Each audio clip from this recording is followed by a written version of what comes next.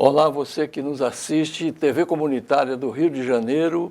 Nós transmitimos ao vivo aqui pelo canal 6 da NET e também online através da YouTube e do Facebook.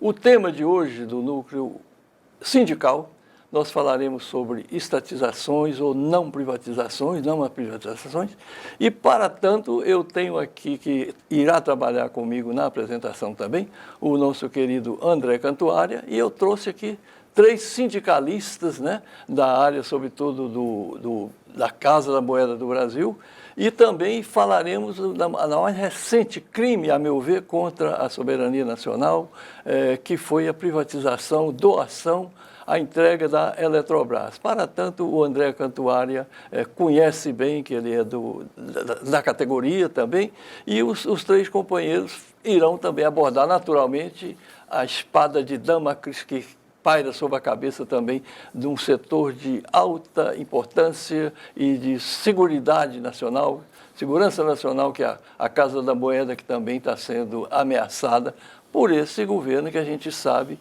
neoliberal, e o que ele puder fazer em termos, a meu ver, de negociatas, segundo muitos parlamentares assim acusam, ele fará. Então, para trazer para você mais dados sobre esse aspecto é que nós estamos fazendo esse programa hoje, sexta-feira, dia 15 de julho. Sejam bem-vindos. Um bom dia a todos, é um prazer imenso estar com vocês.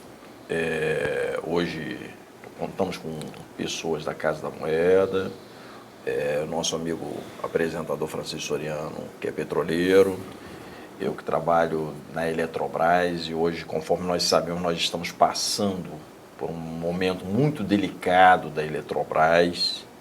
Não nos damos por vencidos ainda, muito embora já tenha sido concretizada a venda da Eletrobras, mas ainda somos esperançosos de que isso possa ser revertido conforme a promessa futura.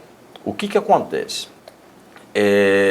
Isso já é um processo que já vem de longa data. A Eletrobras, ela já sofreu várias ameaças de privatização, iniciaram no governo Collor, onde houveram até algumas demissões devido a greves que ocorreram, e essas demissões geraram alguns anistiados aí, que eu vou mencionar até um pouquinho a posteriori.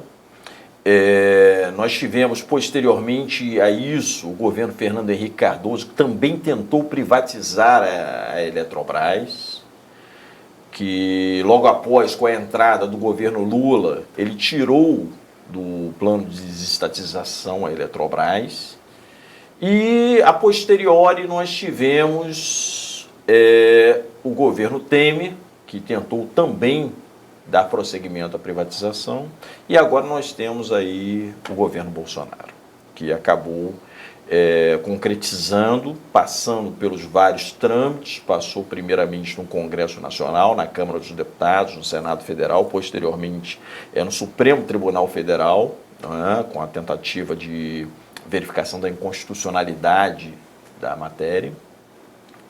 Depois, posteriormente, ainda tentamos junto ao TCU, mas infelizmente realmente se concretizou a venda da empresa. Hoje nós estamos passando por um momento muito complicado, porque já estão sendo negociadas as demissões dos funcionários. Isso que foi uma coisa que havia sido prometida, que não ocorreria, né? A intenção da privatização sempre se vende a ideia de que a privatização não obrigatoriamente levaria a demissões, não é, dos funcionários, mas nós já estão sendo negociadas através dos PDVs para, primeiramente, abarcar aqueles que seriam já aposentados, que permanecem na empresa, os aposentáveis, que já estão em tempo de aposentadoria e ainda não se aposentaram, e estavam tentando abarcar também os anistiados. E todo esse processo, hoje, gera uma insegurança muito grande para o corpo funcional, onde nós temos funcionários de muitos anos de Eletrobras, né? São funcionários altamente capacitados, funcionários concursados, que prestaram esse concurso para estarem dentro da estatal e hoje estão passando por esse constrangimento de estarem sofrendo essa dor de estarem tendo que sair dos seus empregos, né, muitos com suas famílias, para poder manter suas famílias, e vão ter que buscar uma nova oportunidade no mercado. Então, diante disso, nós vemos que o governo está já tentando fazer a mesma coisa com a Petrobras, né? A Petrobras, ela...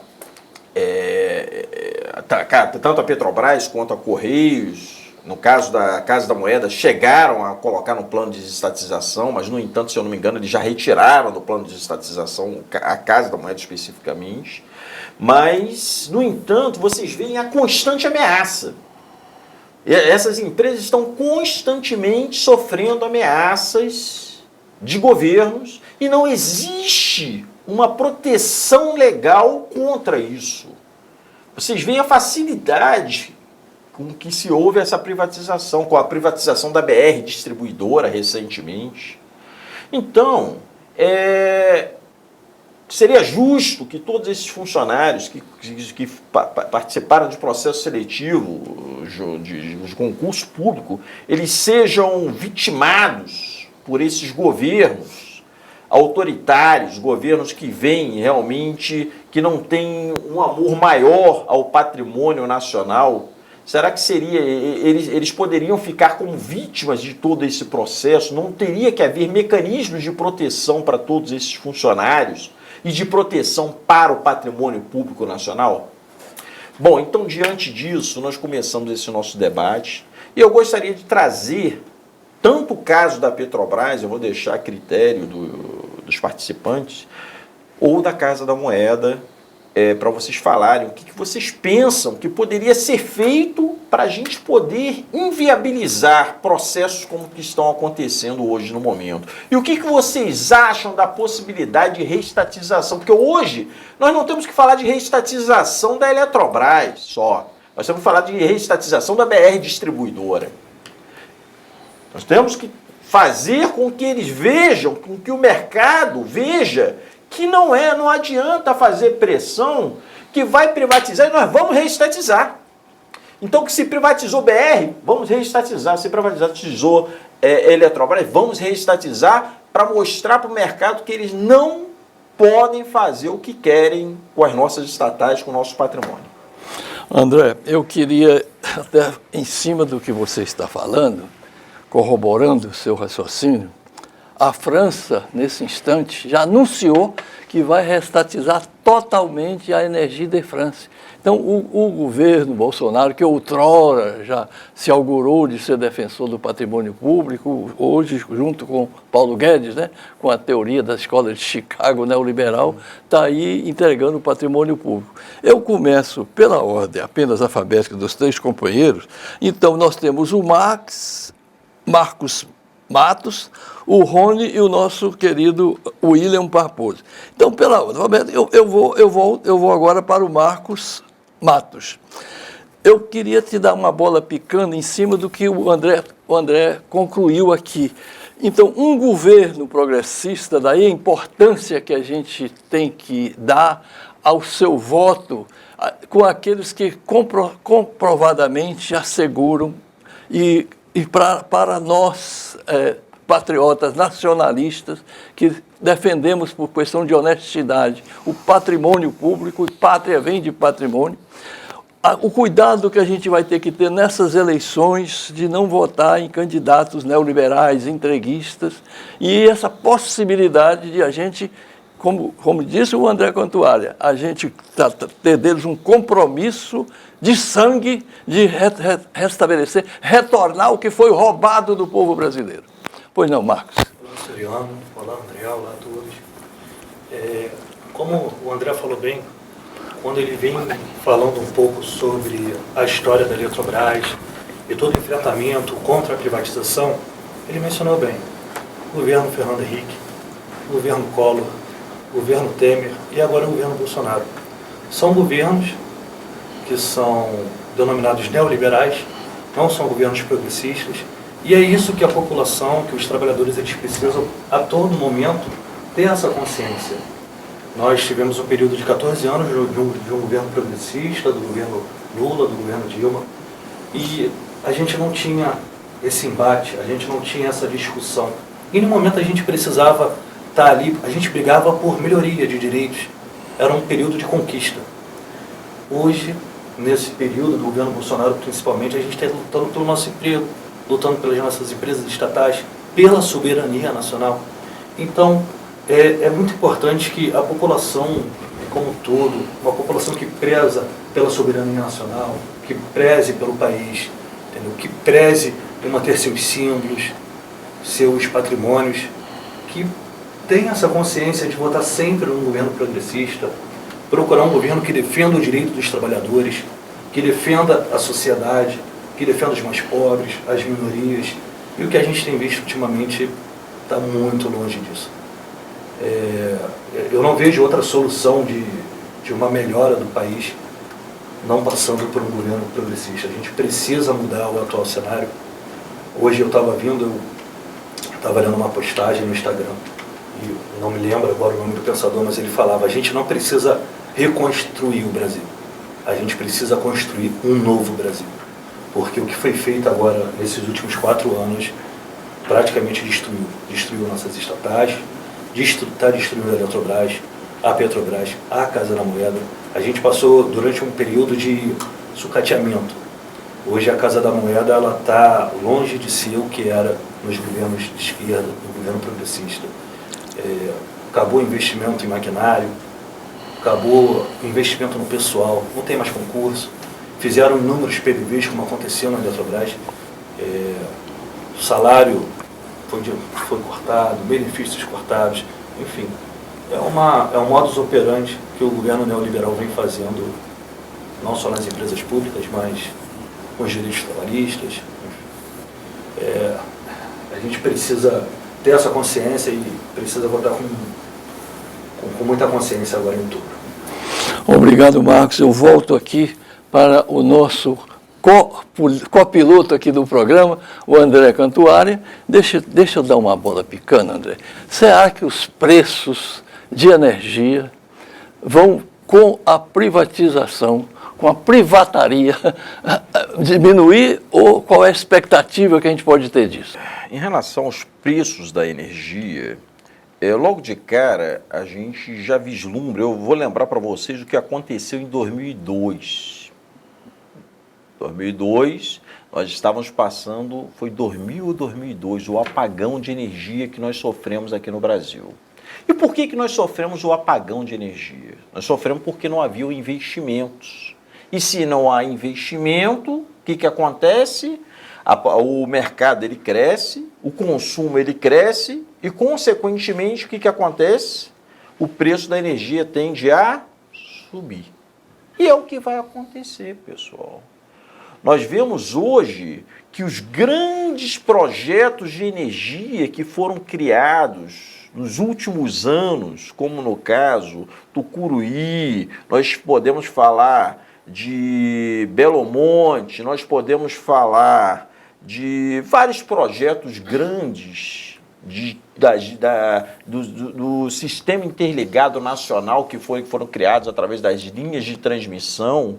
Tudo isso possibilitaram a modicidade tarifária e consequentemente, isso acaba impactando diretamente para a população. Com a falta de investimentos, a tendência é que isso se agrave. A tendência, logo de cara, é que haja um aumento do preço da energia para a população. E um outro fator muito importante, a energia elétrica, ela tem que ser levada aos rincões do Brasil, aos cantos aonde muitos que não têm lucro não vão querer levar. Você vai levar energia à população ribeirinha lá do Amazonas, Você tem que levar energia, que se você não leva energia, não gera possibilidade de desenvolvimento, de criação de comércio, de criação de uma igreja, de criação de uma escola, de hospitais, não gera desenvolvimento. Então, a energia, ela tem o seu fator econômico, que seria, que iria impactar na população como um todo? Tem. Mas nós temos que vislumbrar também o impacto social que isso vai gerar. E o grande impacto, o grande retrocesso que nós vamos ter no Brasil, com certeza, vai ser em relação a esse não desenvolvimento dessas regiões que vão ficar aquém a parte do desenvolvimento. Por quê? Porque você levar energia a essas populações mais distantes, que não estão interligadas ao sistema interligado nacional, que não podem ser gerados através da energia hidráulica, que seria a energia mais barata, ou a energia nuclear, acaba acarretando custos mais elevados, mas que têm que ser realizados para poder possibilitar o crescimento dessas regiões para amanhã elas se tornarem autossustentáveis. Então é um preço que tem que ser pago pelo Estado para garantir o desenvolvimento nacional. Então,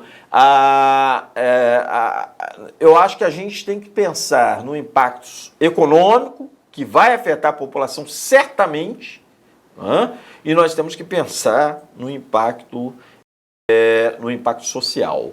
E o grande problema que nós vemos, nós pegamos, por exemplo, no passado, muitas das empresas, como eu posso citar, empresas estaduais que estavam quebradas, acabaram sendo encampadas pela Eletrobras. Eu posso citar o caso da Cian, da Manaus Energia, que virou Amazonas Energia, eu posso citar o caso da Eletroacre, eu posso citar o caso da Ceron, da Ceal, da Cepisa e outras mais que estavam quebradas e foram abarcadas pelo governo federal para poder manter e subsidiar o desenvolvimento dessas regiões, porque simplesmente elas não tinham como repassar o custo dessa energia para a população, porque a população não tinha condição de pagar o custo dessa energia.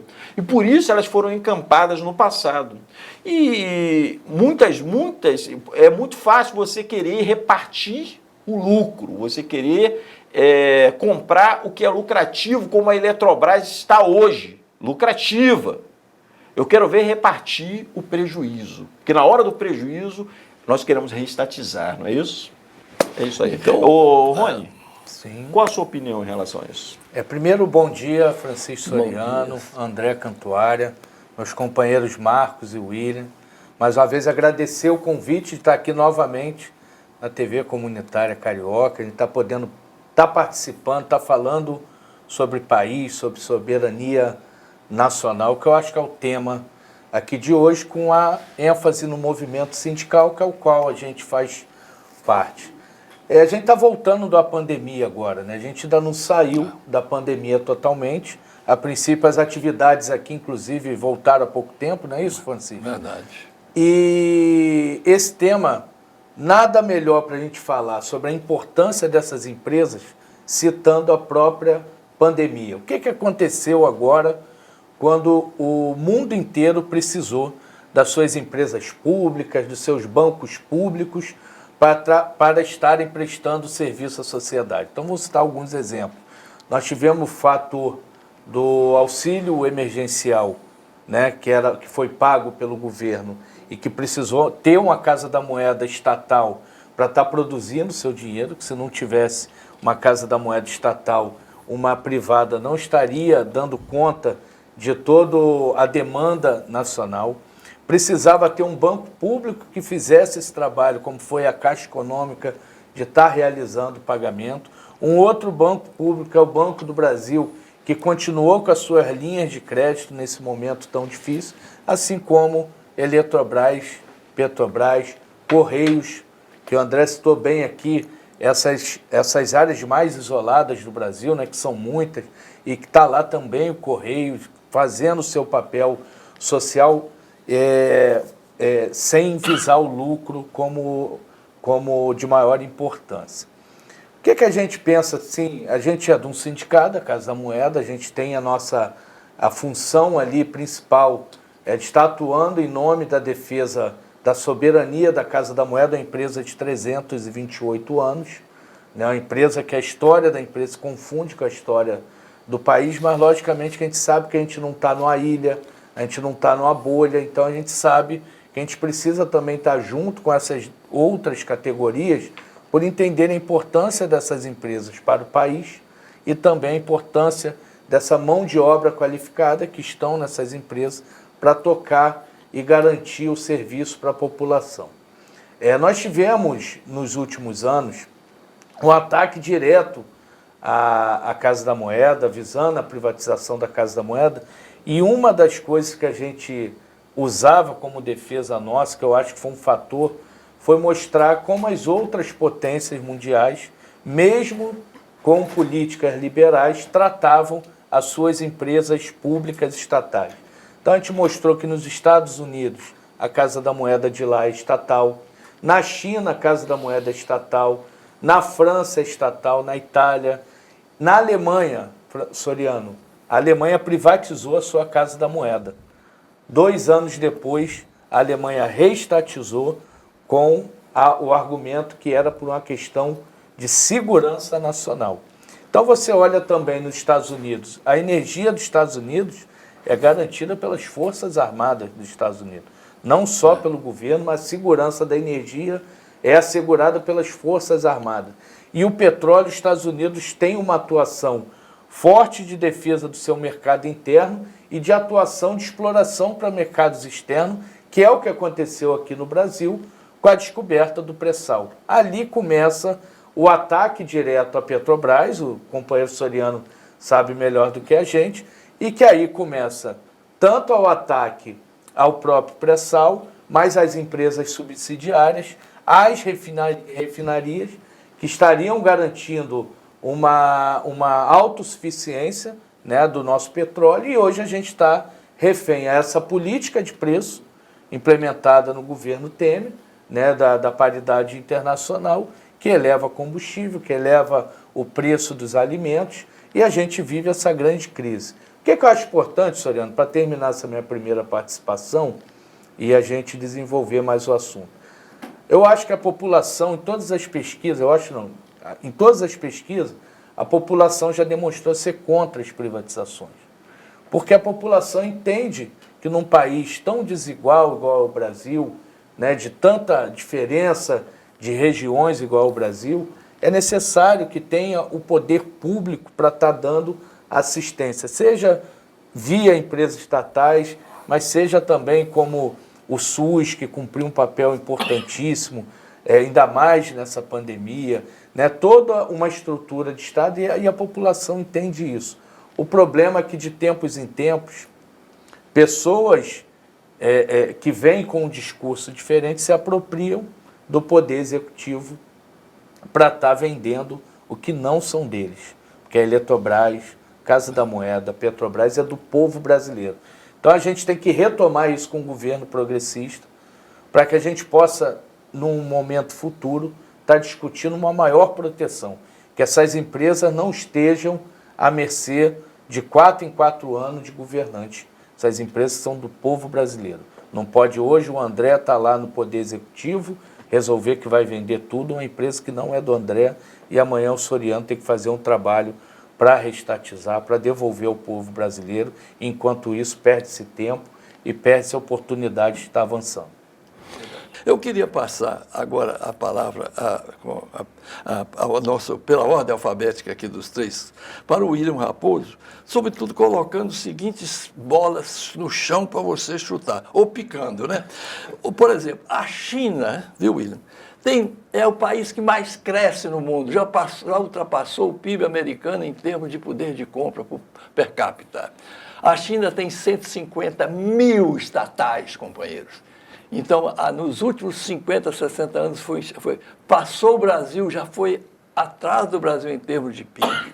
Enquanto isso, nós estamos na contramão da história.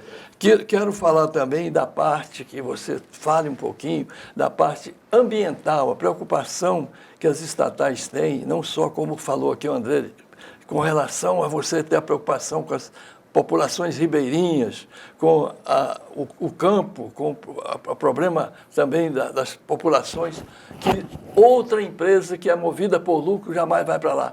E esse lucro, André, que se tiver em mãos estrangeiras, vão para onde? E depois eu vou deixar para o André também responder. Quem foi que comprou a Eletrobras?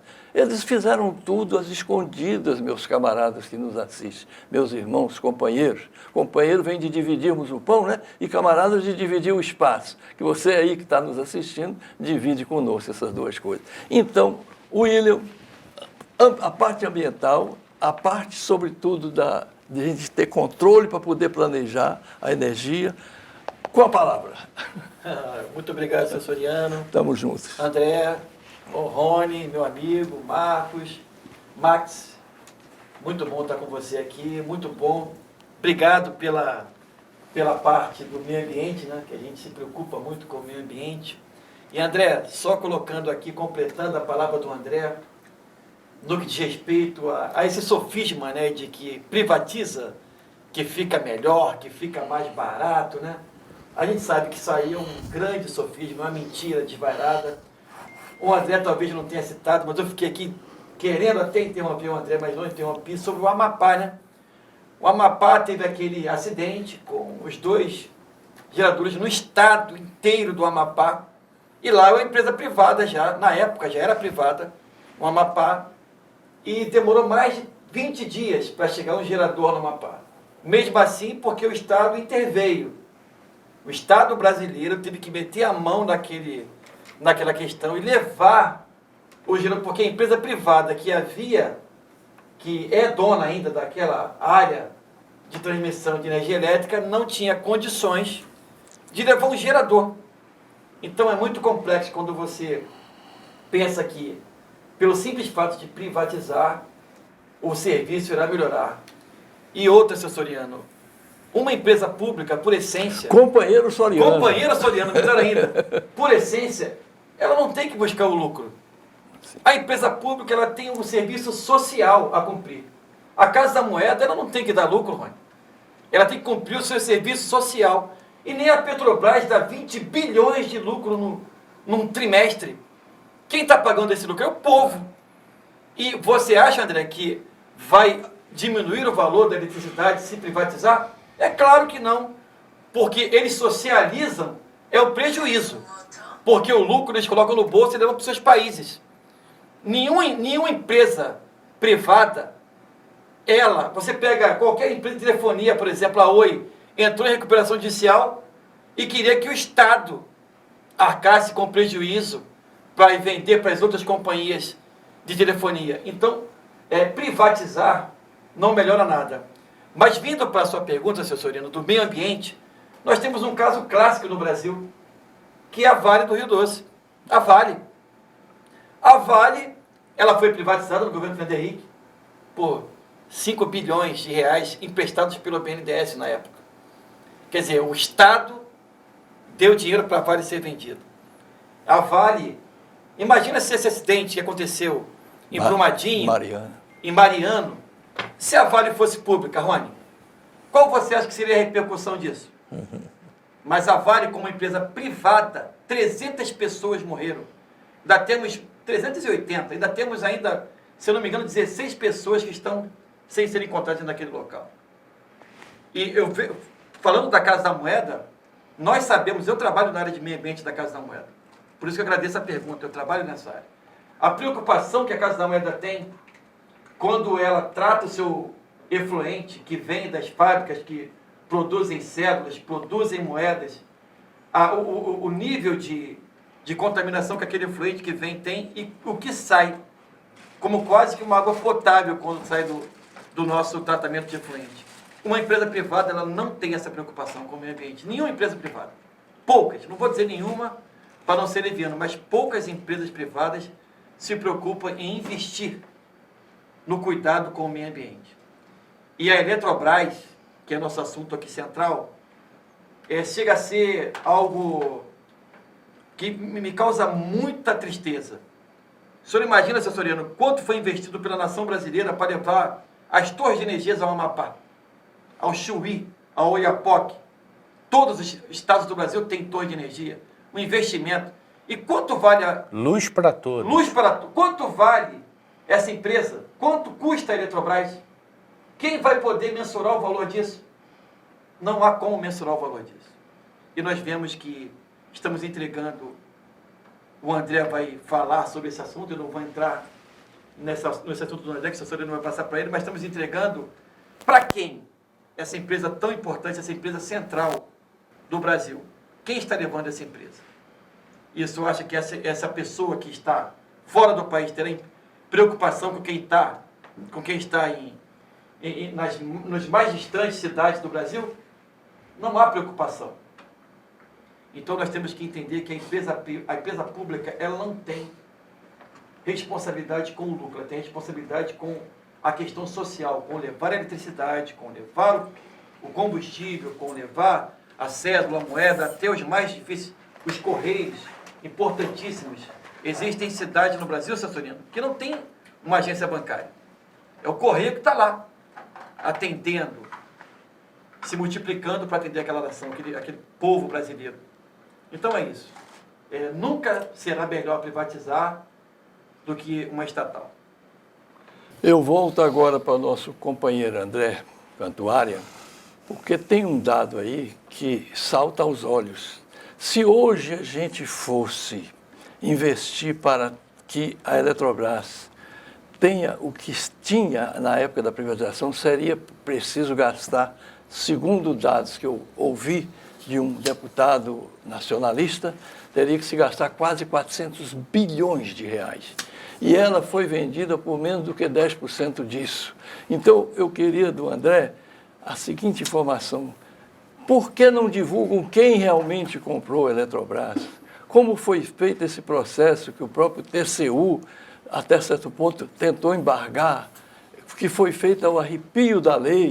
Portanto, nós vamos, enquanto tivermos um sopro de vida, tentar retomar o que roubaram do povo brasileiro.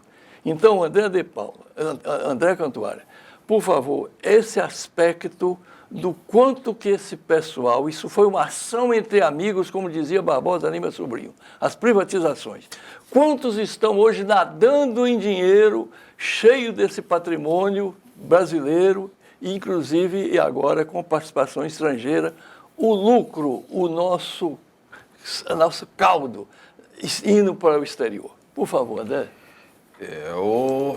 Os grandes beneficiados desse processo de privatização, como investidores, nós tivemos aí fundos de pensão internacionais canadenses, fundos de pensão de Singapura, que poderiam ser citados entre os compradores da Eletrobras. O que acontece? Obviamente, quando a gente fala de um setor estratégico como o setor elétrico, ele atrai grandes investimentos, atrai grandes investidores que têm interesse nessa privatização. Nós já víamos outros grupos no passado, grupos espanhóis se interessando pelo setor elétrico, principalmente os espanhóis, que têm muitos investimentos aqui, principalmente na área de transmissão. Eles têm os seus interesses nacionais que conflituam com os nossos interesses aqui como brasileiros. Então, obviamente, quando nós falamos de algo que envolve o desenvolvimento econômico nacional, que está diretamente atrelado ao crescimento do país, porque nós, quando pensamos no desenvolvimento de um país, nós temos que pensar no empreendedorismo. O empreendedorismo, ele é a base para o desenvolvimento, porque ele gera mais PIB, ele gera mais produtos, ele gera mais serviços, e para eu criar novas empresas, eu preciso de quê? Eu preciso de energia. Se eu não tenho energia, eu não tenho como produzir. Então, nós não podemos deixar que haja o controle de uma empresa, porque na realidade a Eletrobras ela nunca teve o monopólio da energia. energia. Mas grande parte da energia nacional, da geração da energia nacional, ele era gerado pela Eletrobras. Digamos assim, 60% da geração estava dentro do setor energético nacional, estava dentro da Eletrobras. Então, quer dizer, não havia um impedimento da participação do setor privado. Então, quanto a isso, não havia preocupação. A grande preocupação é que hoje nós não vamos ter esse banco de fomento que é a Eletrobras, porque a Eletrobras, muita gente confunde a Eletrobras como a geradora, como a transmissora, quando na realidade a Eletrobras, ela nada mais é do que um banco de fomento. A função da Eletrobras dentro do setor energético era de financiar o desenvolvimento econômico nacional. A Reserva Global de Reversão e a CDE, elas eram arrecadadas junto aos agentes, aos distribuidores, geradoras e transmissoras, que era uma parcela do faturamento delas, que servia para financiar o próprio setor. Era um fundo setorial, são os fundos setoriais, que serviam para financiar, ou seja, que eram geridos pela Eletrobras, que serviam para financiar o setor de energia. Então, quando uma empresa desejava, por exemplo, ampliar a sua rede de distribuição, ou uma distribuidora, ou então queria financiar um grande projeto de transmissão, ou mesmo um grande projeto de geração de energia, ela ia à Eletrobras, captava taxas subsidiadas para financiar o próprio setor. Então, a função precípua da Eletrobras não é gerar energia. A função precípua da Eletrobras não é transmitir energia. Nós tínhamos empresas, que era Furnas, que era Chesf, que era Eletronorte, outras empresas do setor que faziam essa função, que eram controladas da Eletrobras. Nossa função era financiadora do setor. Então, quem é que vai financiar hoje esse setor de energia a taxas subsidiadas? Para fomentar o desenvolvimento econômico nacional. Será que o setor privado vai permanecer com essa função? Será que ele vai incorporar isso e vai gerar o desenvolvimento necessário para a energia, para o setor de energia? Fica esse questionamento. Será que os gestores desses fundos, que serão os acionistas, quando estiverem esse conselho representante dentro do conselho de administração amanhã, eles vão deliberar a favor desses investimentos ou não? André, eu me permita explorar mais, se você quer da Eletrobras, o seguinte aspecto.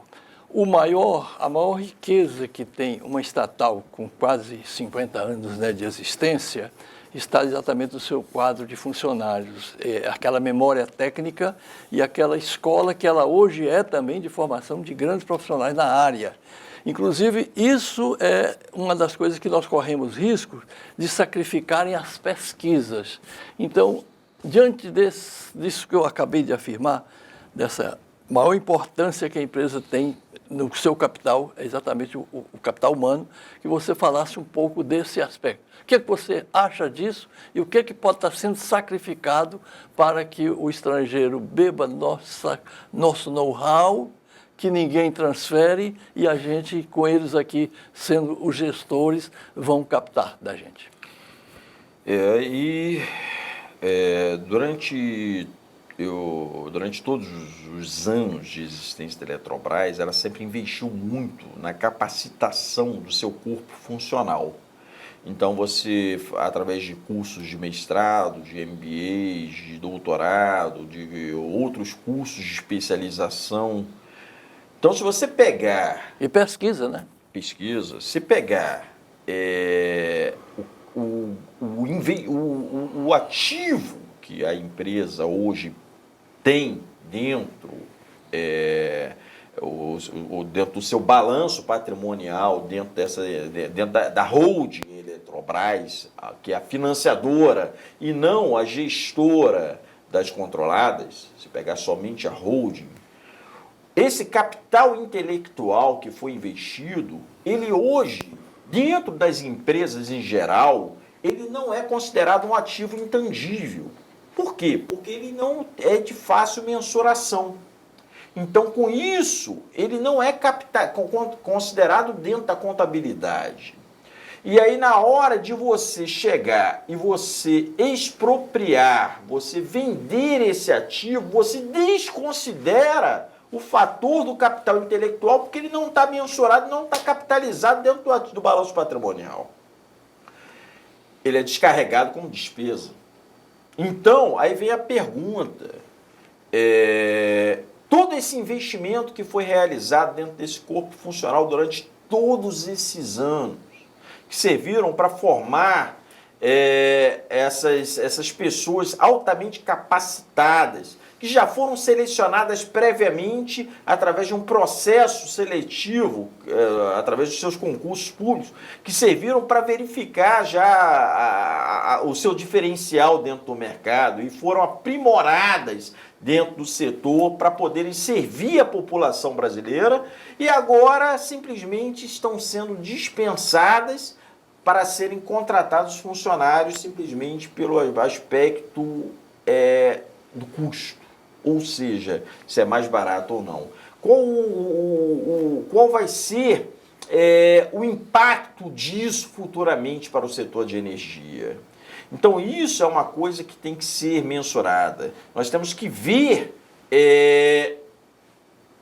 que esses funcionários, eles são um diferencial, eles são um ativo da empresa e são um ativo que não foi mensurado na hora da venda. Isso aí. Foi investido e não foi investido pouco durante todos esses anos, não. Foi investido muito, porque eu não estou falando de um funcionário. Foram todos esses funcionários durante todos esses anos e não foi ativado, foi descarregado como despesa. Isso aí. E isso aí não foi contabilizado na hora da privatização? Eu queria, questão que eu tenho que controlar o tempo agora, eu queria que os companheiros aqui, que agradecemos a presença em nome da TV Comunitária do Rio de Janeiro, do Núcleo Sindical, uma nota final, um recado final, uma palavra de esperança e de certeza que o amanhã nos pertence. Nós vamos retomar porque todos esses pecados a gente vai cobrar uma penitência com juros de quem cometeu. Então, vamos começar agora invertendo a ordem alfabética. Então, vamos começar com a letra W, o William Raposo, com a palavra esperança e certeza. A esperança, né? Há esperança ainda, né? A terra está árida, mas temos esperança que a chuva virá, né? Nós temos esperança que as coisas vão melhorar. A vida, ela tem que ter esperança, companheiro Soriano. Nós temos que manter a chama da esperança acesa. E nós temos aí um momento histórico para que nós possamos virar esse jogo, que vai ser em outubro. Eu espero que o povo brasileiro ele volte-se para o campo progressista, né? Porque os liberais não conseguiram demorar 3 anos, né? Como liberais, estão aí pedindo ajuda, até doações e tal. É complexo. Ser liberal é difícil. O liberal brasileiro, ele é muito complexo, porque ele quer o Estado ajudando ele. Mas eu creio que as coisas vão melhorar no que vem. Rony, a energia para... Haverá vida com a energia da Eletrobras estatizada? Isso. A gente tem um pé muito no chão, seu Soriano, porque a gente conseguiu no final de 2021 a revogação do decreto que incluiu a Casa da Moeda no PND, né, que é o Projeto Nacional de Desestatização. Mas a gente sabe que a gente não saiu, a gente foi para o final da fila. Por isso que a gente está junto, estávamos lá em Brasília no dia do julgamento do TCU, junto com os companheiros da Eletrobras, estamos junto com os companheiros dos Correios na luta contra a privatização. Frequentemente estamos com os companheiros da FUP em defesa da Petrobras, porque a gente entende que se a gente não defender esse patrimônio que é do povo brasileiro, daqui a pouco a Casa da Moeda volta a estar no olho do furacão. Soriano, nós tivemos um período, nós estamos agora conseguindo enxergar próximo a 2016. Então nós estamos falando de 6 anos perdidos de uma empresa pública estatal que foi altamente sucateada, que foi altamente atacada por interesses dos mais diversos. Então, eu acho que tem solução sim, eu acho que a gente tem um futuro de esperança sim, mas eu acho que com muito pé no chão, a gente tem que fazer essa luta pela reestatização da Eletrobras, não só os companheiros da Eletrobras, mas nós, moedeiros, os petroleiros, o pessoal dos Correios, a gente tem que estar junto, porque esse ataque ele vai vir um depois do outro. Se a gente não estiver unido, o rolo compressor passa. Então, mais uma vez, agradecer o convite para estar aqui, estar falando sobre esse assunto tão importante, e a gente se coloca à disposição, tá, André, seu Soriano, para estar voltando aqui mais uma vez. E quem sabe a gente está voltando aqui para estar falando sobre a reestatização da Eletrobras. Comemorando. Olha, eu quero que o Marcos coloque aqui, plante um mato de esperança, ele que é Marcos Matos, com relação à retomada do que é do povo. A gente tem que ter a esperança. A gente passou por alguns anos difíceis, nós na Casa da Moeda, na Eletrobras, a população brasileira como um todo. Só a gente olhar como está o preço no mercado, qualidade de vida, o custo de vida. Mas eu acredito que a gente tem uma esperança, vai ter esperança, acredito que as coisas vão mudar, como o Rony falou, com o pé no chão, mas não basta só ter a esperança.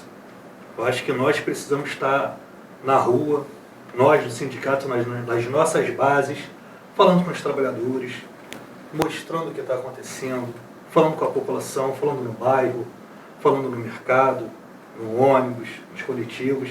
A gente precisa fazer um trabalho de base, mostrar que para ter esperança a gente precisa fazer. A gente precisa ter uma ação junto com a população, junto com todos, para que a gente possa, para que essa esperança vire a nossa realidade a partir de outubro. Então, vamos manter a esperança, mas também vamos ter os pés no chão e lutar. Lutar para a gente vencer esse governo que está aí, esse governo liberal, esse governo que em todos os momentos largou a sociedade, largou a população, largou os trabalhadores de mão, pensando simplesmente no lucro. A gente tem um governo que pensa como empresa. A gente não tem um governo que pensa no social, que não pensa na população. Então, vamos nos unir, vamos para a rua, vamos para a base, vamos trabalhar, vamos ter esperança que com certeza no ano que vem tudo vai ser melhor. Então, antes de passar para o André, eu quero agradecer a presença de todos vocês aqui, sobretudo do André que os trouxe, viu? Para que esse fórum de sábios pudesse aqui estar passando para você muito do que significa energia para lutar, energia para ser feliz.